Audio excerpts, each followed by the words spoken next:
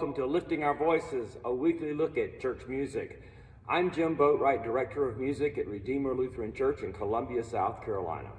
Well, this Sunday at Redeemer, we will celebrate the burning of the mortgage on our fellowship center. And for that, we are truly grateful. Grateful for this wonderful space that has housed so many hundreds of events, including congregational dinners, wedding receptions, funeral receptions, youth meetings and camps, leisure timers events and plays and musicals like our own Spitfire Grill last Sunday, choral scholars galas, and many more important meetings and events that have not only benefited our congregation here at Redeemer, but the entire community in St. Andrews.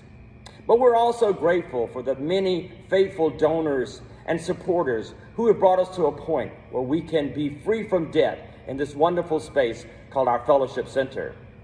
So it seems fitting that we should end our Sunday morning service this coming Sunday with a rousing rendition of a famous, well-known hymn, Now Thank We All Our God.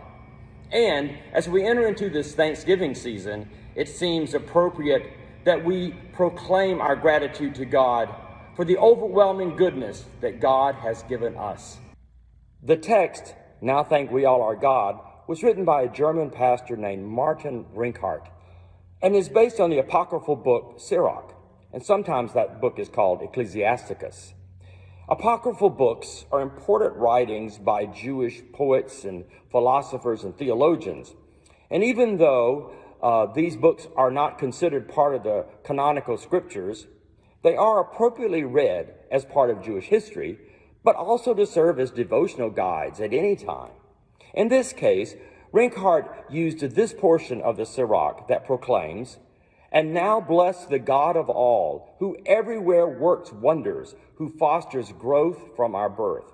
Now that's not a far stretch from what we actually sing in this hymn, "Now thank we all our God with hearts and hands and voices, who wondrous things has done, in whom this world rejoices, who from our mother's arms has blessed us on our way, with countless gifts of love, and still is ours today." Now, the song text was originally written as a table prayer, appearing first in a book entitled Little Prayers at Meal Table. And significantly, this text was written right at the height of the 30 Years' War. At the time, Rinkhart was archdeacon of a little German village of Eilenburg. During the 30 Years' War, Eilenburg was a walled city where many people took refuge during the devastating and horrible war.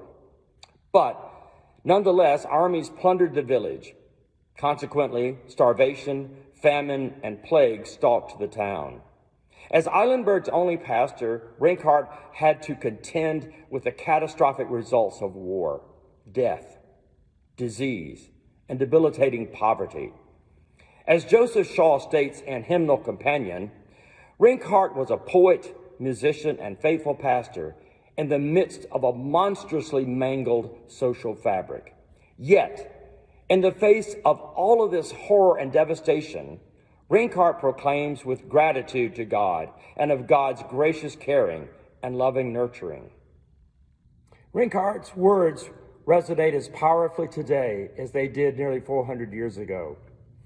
Wars still ravage millions of people. Disease and pandemic wreak havoc.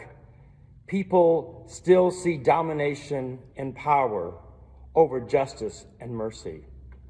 Yet, we can still have a voice of gratitude for the presence of God within and among us. We can celebrate God's grace and mercy and love in and among us every day. I hope you have a great Thanksgiving, and I look forward to burning a mortgage here in just a few hours.